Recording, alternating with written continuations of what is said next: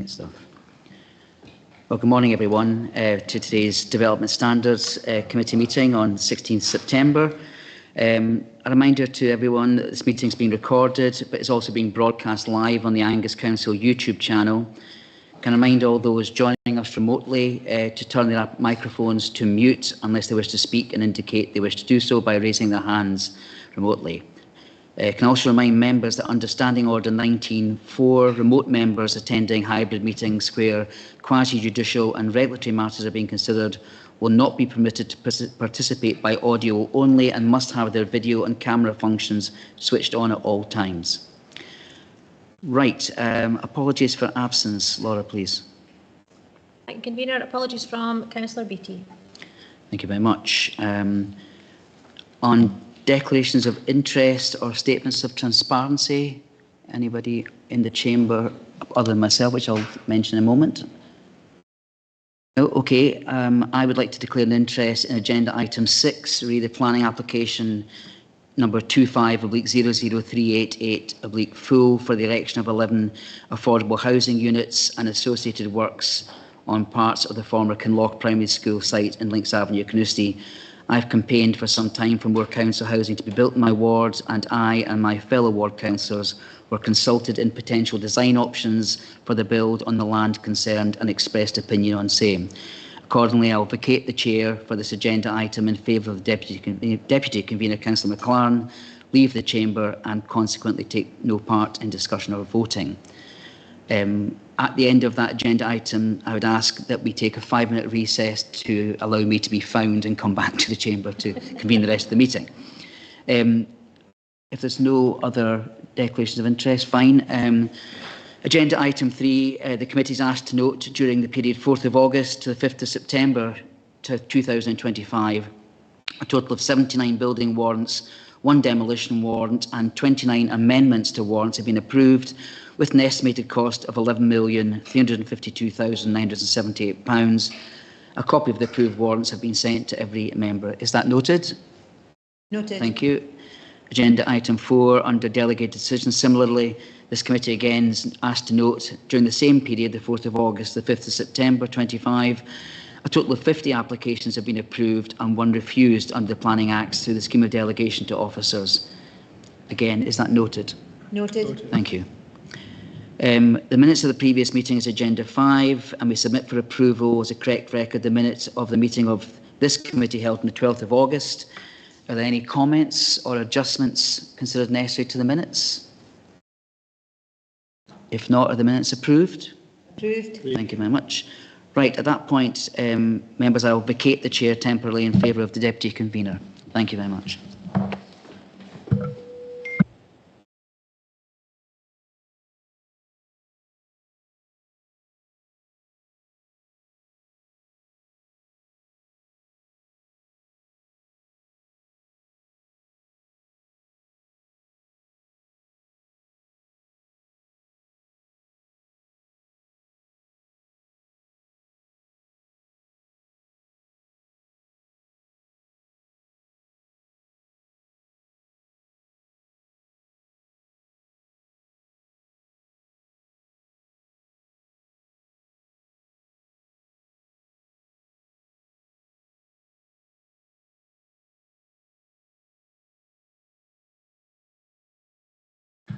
Right, we'll now move forward on to agenda item 6. This report deals with planning application 25/00388 for the erection of 11 affordable housing units and associated works on part of the former Kinloch Primary School site, Links Avenue, Carnoustie. I'll ask Mr. Taylor to present the slides. Thanks, Vice Convener, and good morning, members.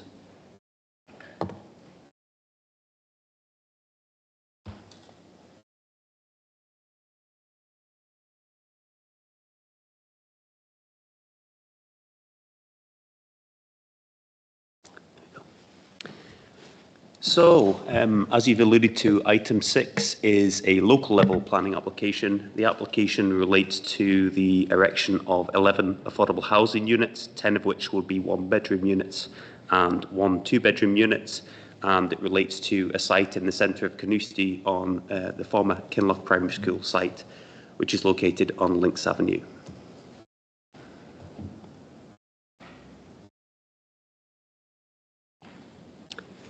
So this slide is an extract from the proposals map for Carnoustie and Barry, and on the left-hand side we can see the sort of plan that relates to Carnoustie, and the application site is identified by the approximate position of the blue arrow, so located fairly centrally within the town, to the west of the town centre area. If we move to the top right-hand side of the slide, we can see a bit more detail of the application site. So it sits immediately to the south of Dundee Street, which is the main thoroughfare going east to west within the town, and to the west of Links Avenue, which connects the sort of town centre areas, or is one of the routes which connects the town centre areas to the seafront, golfing facilities, etc. And what we can see in the slide is the area shaded white, which to all intents and purposes means the site has no land use allocation. It's not designated for any particular use. It's not protected for any particular use in the local development plan. So members are aware that planning decisions require to be made in accordance with the development plan unless material considerations indicate otherwise. So what does a development plan say for residential development? Well, National Planning Framework 4 supports the delivery of more high-quality affordable homes in the right locations, specifically indicating support for small-scale residential development opportunities within existing settlement boundaries. At a local level, the Angus Local Development Plan offers support for residential development where the site is not protected for any specific use and in circumstances where the proposal is consistent with the character and pattern of development. So just to reiterate, this is a site which has no specific land use designation in the plan, and accordingly there is support for residential development in principle on this type of site. So this is an aerial photograph of the site. It shows the application site approximately in red with a red dashed line. We can see Dundee Street, which runs along the north of the site in an east-westerly direction, Links Avenue, which runs north to south down the east side of the site. The site's around about 3,300 square metres in area, and the area is characterised primarily by residential uses. We have Kinloch Court to the west, and we have Borough School Close to the south. Kinloch Court is a sheltered housing complex which was constructed following the demolition of the old Kinloch Primary School. Similarly, to the south of the site, we have an affordable housing development on Borough School Close, and we have other housing located to the south of the site. But in terms of what policy tries to achieve, is it tries to identify those aspects which contribute to the character and sense of place of the area and retain them into designs going forward. In this case, the site has been cleared, and the main features of character which contribute to the sense of place is the remnants of the old school wall, which has a low wall, stone wall topped with railings, which runs along Dundee Street and along Links Avenue, and we have a line of established lime trees, which again runs along the north side of the site and the east side of the site. So in terms of the proposal before us, we have a terrace of houses which will be formed along the southern part of the site. These will be formed all as one-bedroom units, two one-bedroom units provided over 2 levels as shown in blue, bookended by single-storey units either side of that terrace. The houses are designed so that they back onto other houses to the south of the site, which is in accordance with council design guidance. The houses would front onto and provide natural surveillance for the street and the open space area, which would be located to the northeast of the site. In the northwest corner, we have a 2-bedroom unit, which will be formed, again following the same pattern, back garden backing onto back gardens of Kinloch Court, which is in accordance with council design standards. Access to the site will be formed from Links Avenue to the east.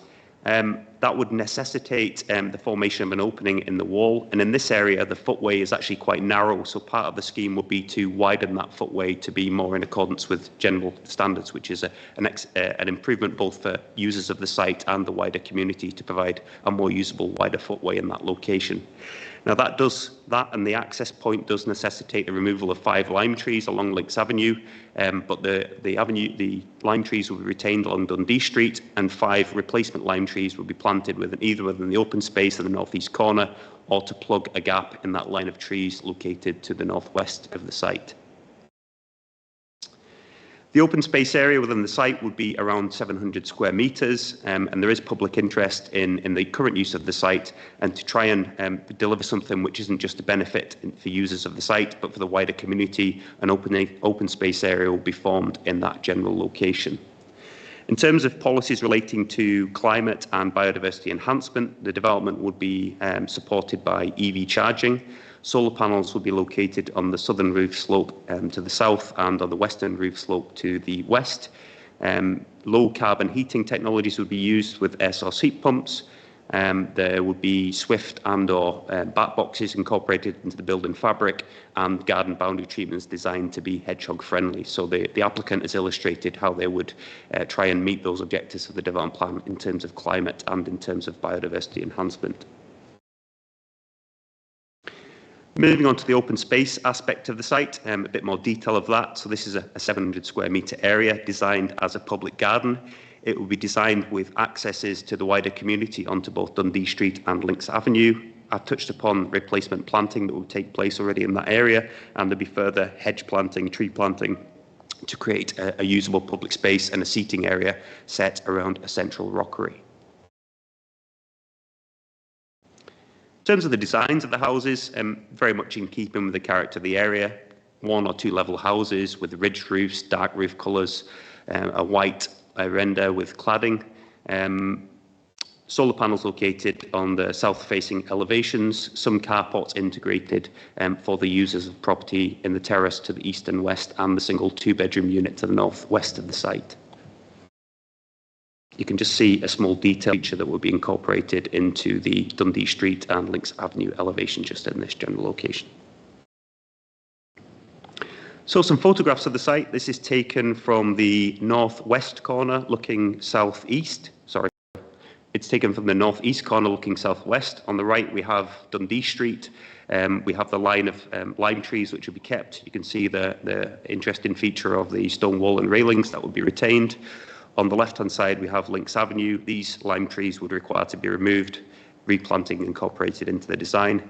Vehicular access to the site will be taken in this general location of my cursor in this location. But in terms of the access matters, that is a point raised in representations. Sufficient car parking will be provided, and colleagues in the road service is satisfied with the proposal in terms of road traffic and pedestrian safety. And just as a reference point to what the site previously used to look like, bottom left of the slide, we have the site while the school was located on it. So much of the site was either accommodating the stone-built primary school, which was demolished, or the tarmac area, which formed the playground area serving that school.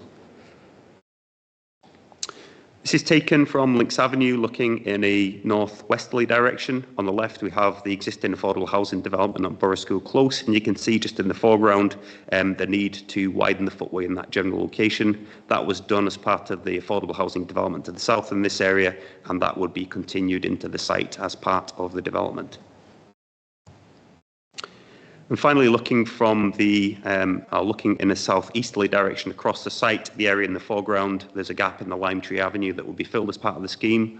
We can see the sheltered housing complex on the right-hand side. Housing, well, the single house would back onto that area, and we can see existing housing to the south of the site with back gardens. Back gardens would back onto back gardens, allowing the houses to front onto the open space and road area, which is in accordance with council design guidance.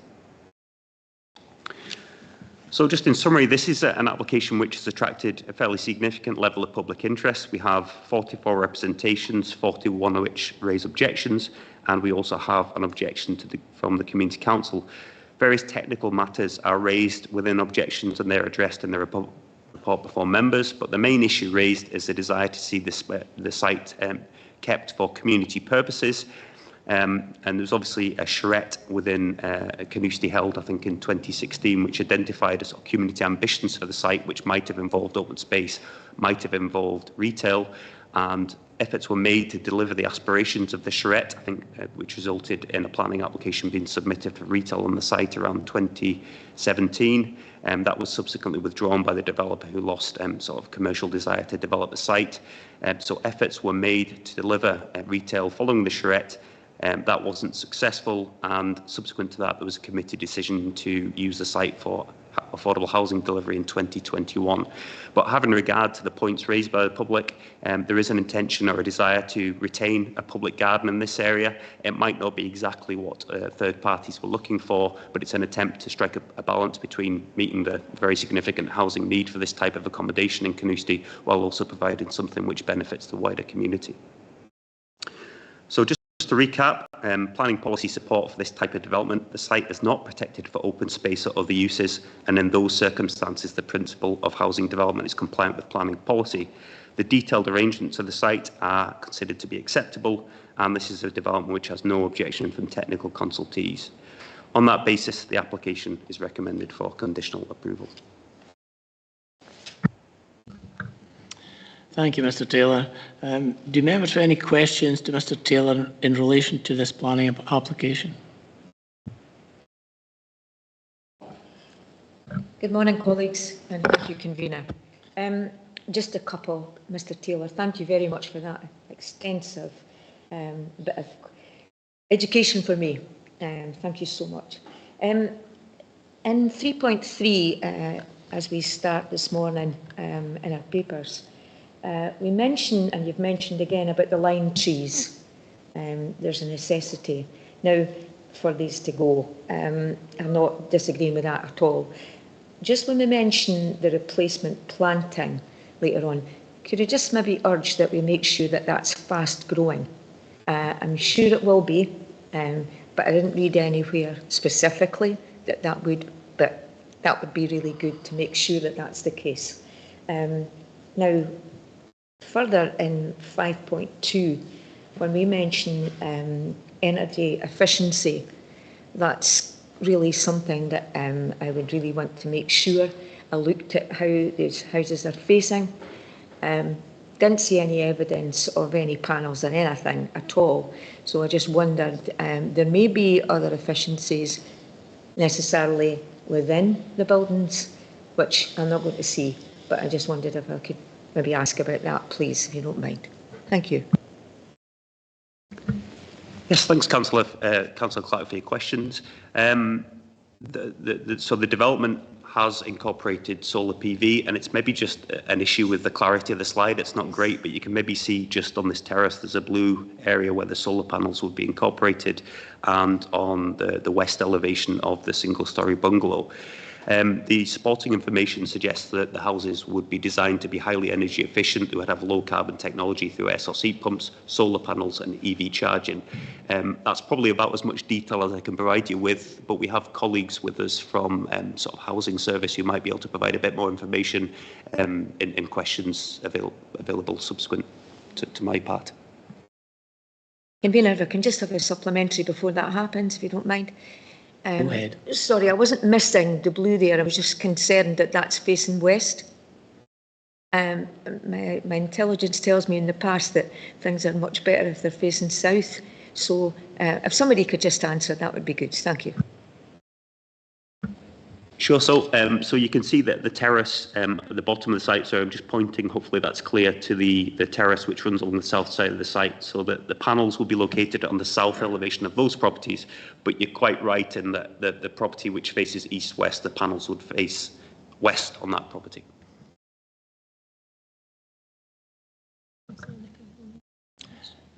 Councillor Cowdy. Thank you very much.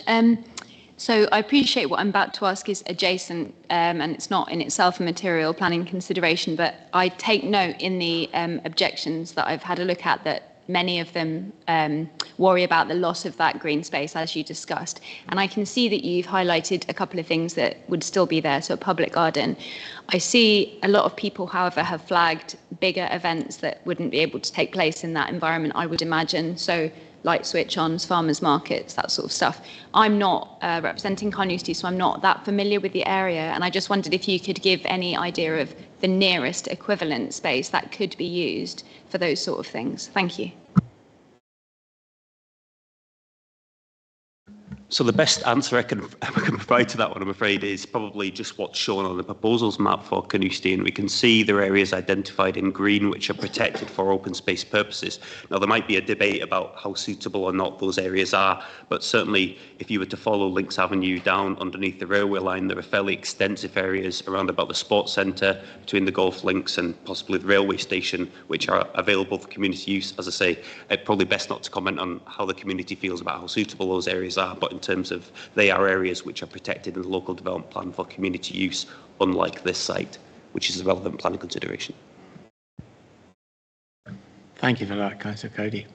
Gavin Nicholl, you have a question? Thank you, Vice Convener.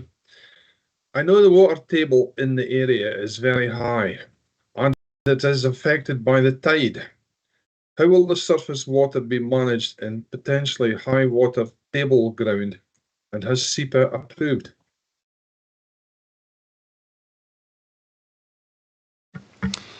Good morning, Councillor Nicholl. Thank you for your question. So the area is not identified as being in an area which is subject to flood risk, and that would incorporate flood risk, including flood risk from groundwater sources. The information submitted with the application suggests that sustainable drainage would be incorporated into the design, utilising areas within the open space area to the northwest corner of the site. Scottish Water has been consulted and they're satisfied with the proposed drainage arrangements. But again, beyond that level of detail, I'd suggest that maybe my colleagues within the housing service might be able to furnish you with a little bit more detail.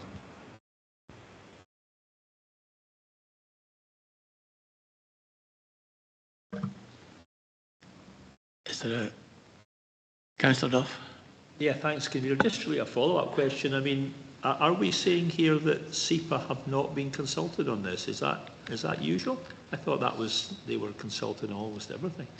I mean, Scottish Water are not SEPA, and you would have thought SEPA deal with flood risk. So I would have thought, were SEPA not consulted?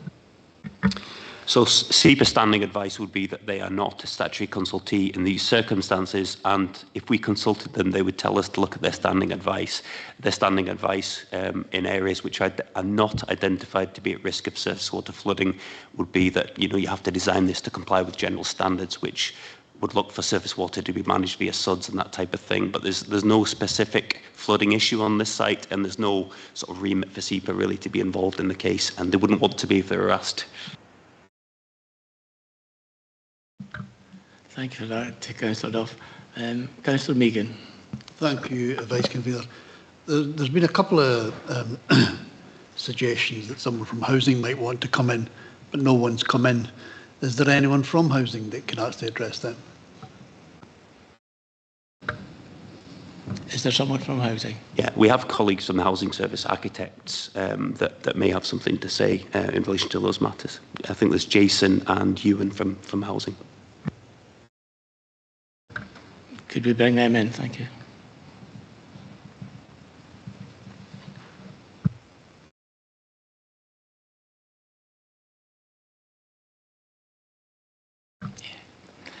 Jason, just go ahead. Yes, hi, thank you. With regard to the drainage, we have below ground soak-away crates hidden within the green space. This has all been checked by our engineers. They've been out on site and undertaken trial pits regarding the free-flowing nature of the ground and the drainage. So they're quite happy with what we're proposing, and it should all work.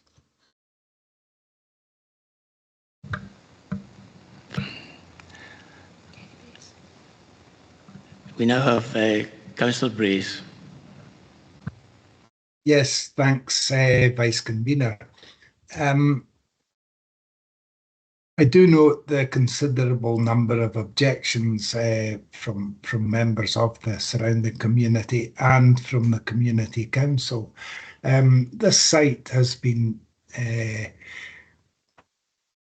vacant or due to be repurposed for many years now, and I just wondered, has there ever been any inquiry from the surrounding community or from Carnoustie in general as to the possibility of a community asset transfer?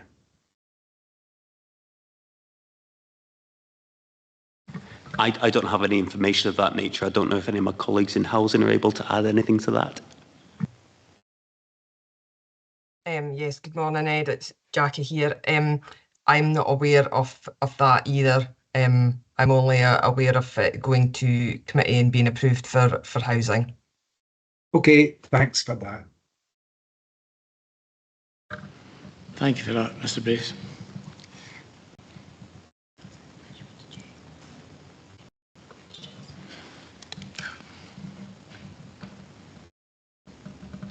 Right.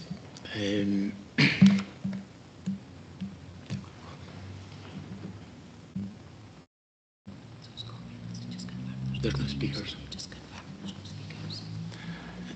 There are no speakers to this application, so we will just move on to comments.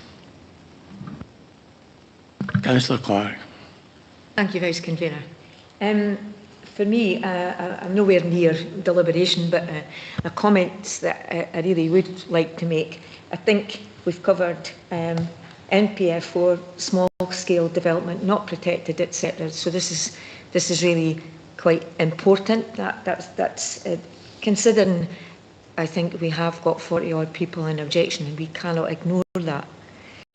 But I'm also very aware, as are all my colleagues, for the need for housing, especially a small-scale development. Just really, it's hardly a shoehorn. It's really actually quite nice. It's a nice development. So that's all I would like to say there. You know, I think we have to be mindful, very much considering people's objection. I don't ignore them, but I'm very aware of the fact that we need houses. Thank you for that, Councillor Clark. Do we have any more comments? Councillor Melville. Meehan, I should say. Thank you, Vice Convener. Just for clarity, am I correct that I heard that the land was designated, if that's the word, as possible housing land in 2021?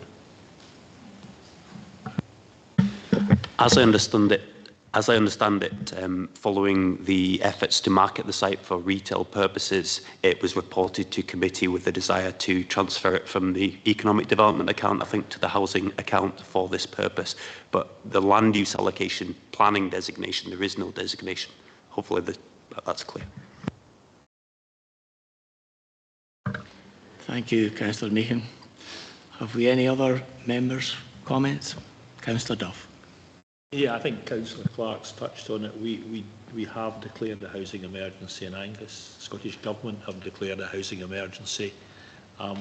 We are proposing to build some 1- and 2-bedroom houses, which I think there's always been a big demand for. Certainly is in my ward, and I suspect Carnoustie is much the same. For me, that's the overwhelming priority. I mean, the community use seems to be a little bit ad hoc. There is still going to be a garden available. I think we've got conflicting priorities in finding homes for people. I think probably trumps occasional farmers markets or whatever, in my view. And there may well be, as you suggested yourself, Mr. Taylor, alternative sites for these outdoor public events. I think it's a good use of land. We tried to get retail in it. That was a desire from the community. That didn't happen. So I think town centre housing is important, and I think I would certainly support that. Thank you for that, Councillor Duff. Do you have any more members? Any comments?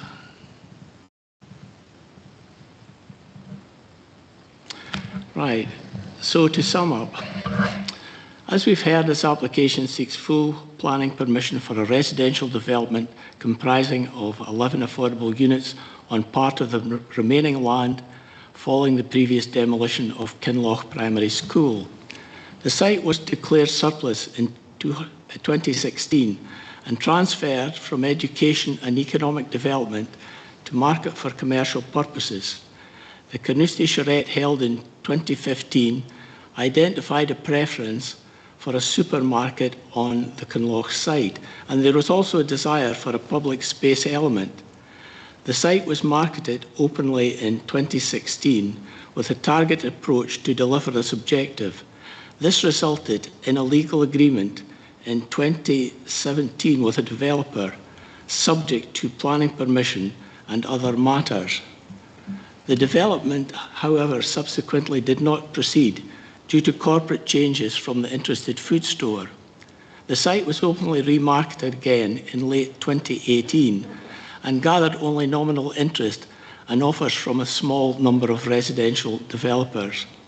In the summer of 2021, both the Policy and Resources Committee and the Communities Committee approved the withdrawal of the site from the sale on the open market for commercial purposes and approved the appropriation of the site to the housing revenue account for the delivery of affordable housing. Objections have been submitted by the Community Council and a number of local residents on the basis that the land be better used for community events and other uses.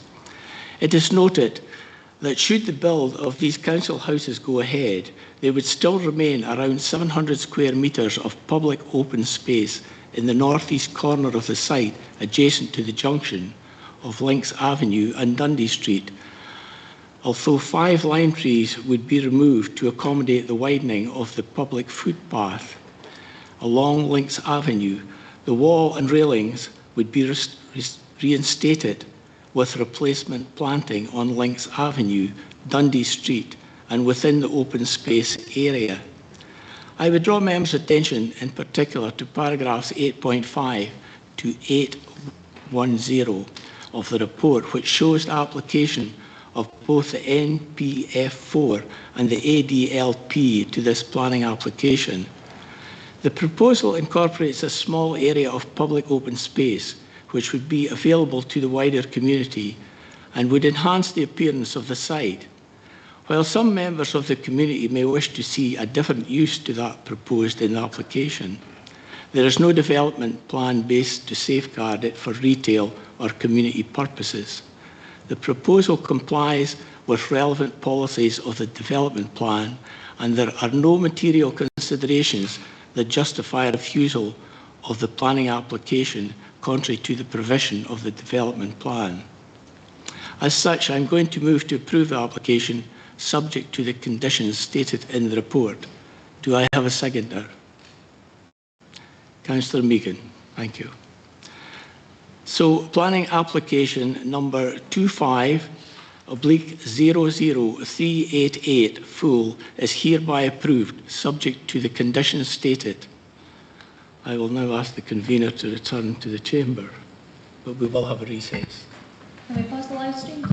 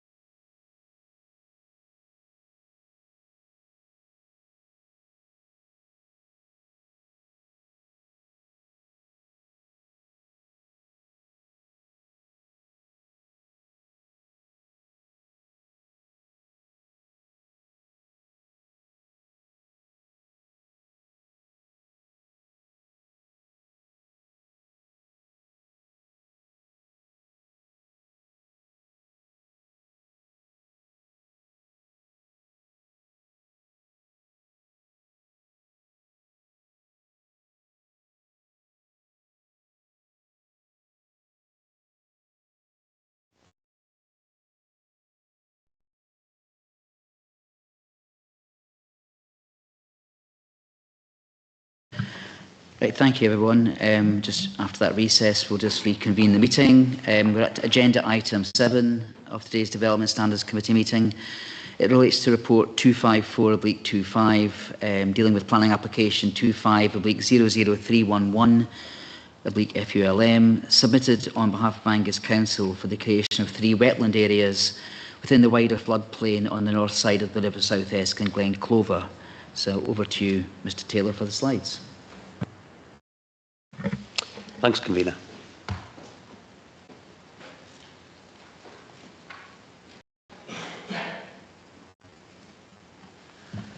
So item 7 is this time a major planning application, primarily due to the area, the site area involved. But this application relates to the creation of 3 wetland areas, and I'll do my best with the pronunciation of these sites.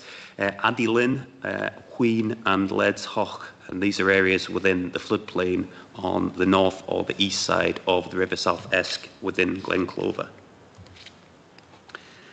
So on the left-hand side, we have a plan which shows the location of the 3 areas identified for the wetland creation works. Starting at the north, we have an area known as Adilyn. That's around about 3 kilometres southeast of the Clover Hotel, and it sits between the River South Esk and the B955 public road. That area, as you can see on the slide, is identified by a red line which connects between the Adilyn burn to the north and the River South Esk to the south. Access to that area will be taken from existing access tracks identified by the red line. It's worth pointing out at this stage that the site is wholly within the Angus Council Administrative Area as Planning Authority. It doesn't lie within the Cairngorms National Park Authority, but this part of the site lies directly adjacent to the National Park boundary, which is just located in the approximate position of my cursor. Cairngorms National Park has been consulted and has indicated it does not intend to comment on the proposal. Moving to the central area, this is the area known as Whean. This is an existing area of wetland which would be enhanced through the works. Again, access to this area taken utilising existing access tracks, and there is an area of hard standing on the east side of the public road which should be used for a construction compound. Finally, the area known as Leds Hoch is probably the largest area where works would take place. Again, access from taken close to the Rottle hamlet and access tracks which already exists, largely used to access these areas as illustrated by the red line. And the southerlymost part of the sites, I think around about 3.5 kilometres north of the Geller Bridge, just for context. So the works to create 3 wetland areas would involve several things, fairly straightforward works, but they would involve cut and fill operations to create wetland areas. They would involve the reprofiling of existing drainage ditches, in some cases the formation of inlets either from the River South Esk or its tributaries, and the installation of bunds, all with the intention of holding water in this area, in an area which has historically been designed to shed water as quickly as possible. Effectively, the scheme would involve reversing that process by holding water back within these areas. So in terms of the development plan position, strong support within MPF4 for proposals which achieve the following aims: proposals which seek to address the joint global climate and nature crises, proposals which help to address the risk of climate change, proposals which enhance biodiversity and which enhance blue and green infrastructure. And the information submitted suggests that the wetland areas would help with the global climate and nature crisis by creating good habitat for wading birds, by storing floodwaters and also gradually releasing water from the site into the river. So that helps with sort of drought resilience and things like that. So moving on to the 3 areas where the works are proposed, the applicant has helpfully provided drone images. We're not normally this fortunate, but this is probably the best way to illustrate a site of this scale. On the left-hand side, we have the image which shows the start of the site, which is upstream. So this is the approximate position of the Adilyn burn, and there will be new input formed into this area to allow water in. Within that area, there will be a number of scrape features of varying depths to allow water to be retained. There will be modifications to existing ditch profiles, which I've alluded to. These have very much been designed historically to shed water from these areas as quickly as possible. And you can see the sort of man-made canalised type channels in this area. There will be interventions to change the profile of these features. So if we look at the bottom left of this the slide, we have a red line which shows the existing sort of section profile of that man-made burn and how that would be changed with the green line, which just shows that a widening, a scraping of those features. So a number of different wetland interventions will be created by scraping back land. The material, the excess material from those areas will be deposited on higher land out with the floodplain, and that's illustrated by the sort of pink or peachy colour located on the right-hand side of this slide. So wetland works within that area hold water back, modifying existing drainage channels and installation of things like clay bunds between these drumlins, which all with the intention really of just holding water back within these areas. Moving on to the middle section known as Wheen. So this is an existing wetland area, so it's a sort of a W shape, and the proposal will be to extend that wetland area in this general location through the creation of a new profiled area, which you can see again. Bottom left, we have the existing section of that area shown by the red line, show existing land level. The green line shows the altered land level, and that would allow a water depth in that area of around about 1.5 metres. There will be a raised outfall at the south of the existing wetland area. Shallow bunds will be created across existing drainage features, all with the intention of holding water back within that area and the associated nature and climate benefits that that could bring. At the top of the slide, we can see, you can maybe just about see the location of the public road. The blue arrow shows the location of the construction compound, which is an existing area of hard standing on the other side of the public road. That will be utilised for the apparatus, which is likely to involve 2 excavators, 2 dump trucks over the construction process, which is anticipated to take 8 to 10 weeks.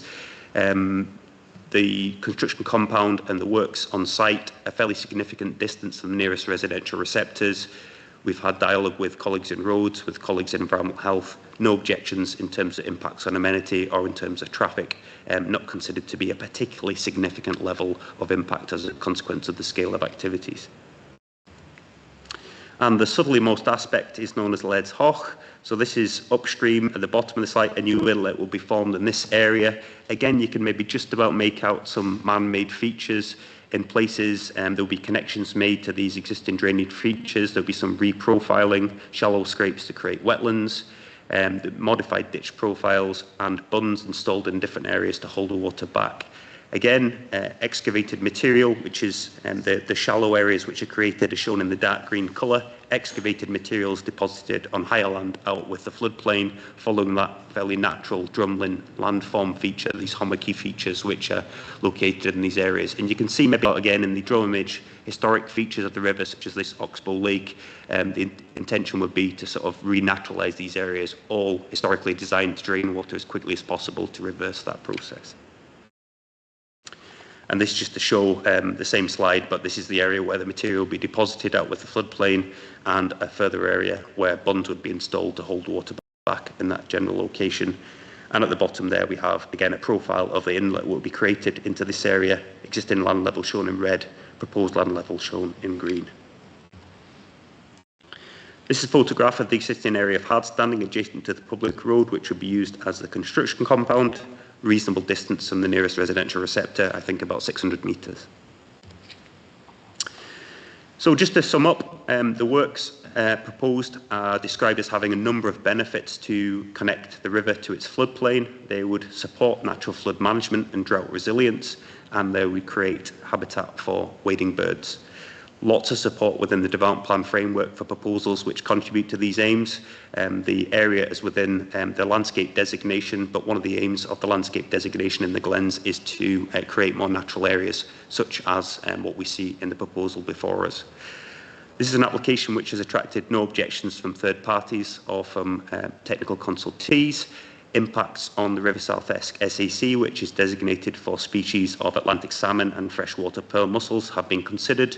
Dialogue with Nature Scot has taken place. They have no objection. We've carried out an appropriate assessment and are satisfied impacts can be appropriately mitigated on that designated feature. The proposal is considered to comply with policy, attracts strong support from the development plan. There aren't, in the opinion of officers, any material planning considerations which would justify refusing planning permission, and on that basis it's recommended for approval. Great, thanks Mr Taylor. Do members have any questions for the officer? Councillor Melville. Yeah, thanks for that. That was really interesting. I was just wondering in terms of any engagement that you might have had with landowners in the surrounding area, because obviously there are quite a few in that area, and wondered if you'd had any conversations with them about the impact of this development or whether or not they'd be supportive. Thanks for your question, Councillor Melville. I suppose there's the two parts in the answer to that question. There's the formal process that the planning application has to go through, which requires landowner notification. The application is a major application, so it's also been subject to the pre-application consultation process. So public events have been held on 2 occasions. I have a colleague from the team with us today who might be able to talk about landowner engagement. I think also a representative of the RSPB. They might be able to give you a little bit more information than me on that. But in terms of planning process, the engagement has been carried out in accordance with the. Okay, thanks, Councillor Melville. Any other questions? Sorry, convener. I think maybe the officer might want to try and get in there. I think. I was going to actually bring in the after this minute, so Councillor Melville can address the speaker, the attendees after that. So I want to get any other questions at the moment from any other members. No. Okay. On that point, we will actually have Kellyanne Dempsey here in the chamber and Mr David Hunt from the RSPB online who are open to questions. So Councillor Melville, I'll come back to you in that case and let you just, Kellyanne is here if you want to address herself or ask her a question. Well, convener, I'm not sure I need to repeat it, but if I need to repeat it, then I'm happy to do so. But it was just around you know, any engagement with landowners in the surrounding area and what input they might have had into either shaping or giving their view on the proposals that are on the table. Thanks, Councillor Melville. Kellyanne, just put your microphone. Yeah, thank you, Councillor Melville. Just to add to the previous response, this project is part of a wider project in the Angus Glens. So we have had lots of engagement and support from Clova Estate, Forestry and Land Scotland and Rottle Estate. So quite extensive partnership working with the landowners over the last 3 to 4 years. Thank you. We also have David Hunt from the RSPB. I know you're open to questions, Mr Hunt. Do you just want to make a few comments just in case it creates any questions? Hi everyone, thanks for having me. Just to build on what Kellyanne said there to you, Councillor Melville, this project originally did scope out additional sites on the Airlie estate, which is on the other side of the river. So I think between all of the kind of major landowners in this location, everyone has been well consulted. We ran a kind of almost a pre-consultation before the pre-consultation for the planning kind of exercise at Rottle Estate a couple of years ago, where lots of people actually from down the catchment came, particularly given that this was kind of a lot of this has happened in the aftermath of a number of significant storm events in the Glen and the southwest catchment. So we've had a lot of engagement with people on the project, and kind of fundamentally at the heart of this project has been the Rottle Estate themselves, where most of the work is happening, and they've been fully on board, along with their kind of graziers they've got on site, their foresters, their gamekeepers. So kind of everyone involved on the site has inputted to this.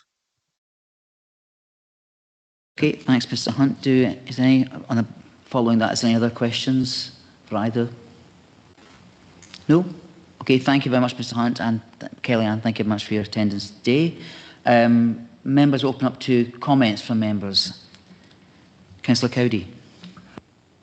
Thank you very much. It will probably come as no surprise to anyone in this room that I'm really excited about this proposal. I think it offers an example of the sort of nature-based approach, large-scale transformational approach to both flood mitigation and addressing the climate issues that we face, and also benefiting wildlife. And I think that's the key, because for me, this is an important example of both things that can be true at once.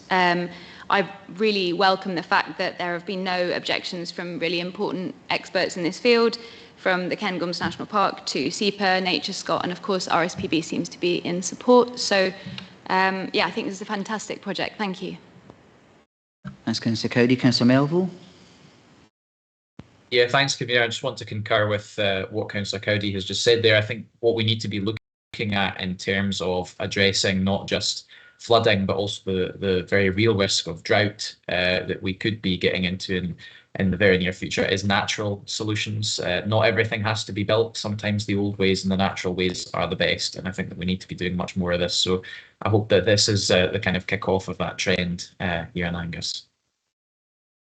Thank you. And Councillor Nicholl. Thank you very much, Convener. This is an excellent. Somebody's got their mic open.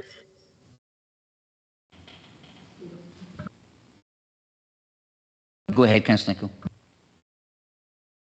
This is an excellent project and should help with the flow of water into Brecon and the low-lying areas downstream. Thank you. Great, thank you. Councillor McLaren.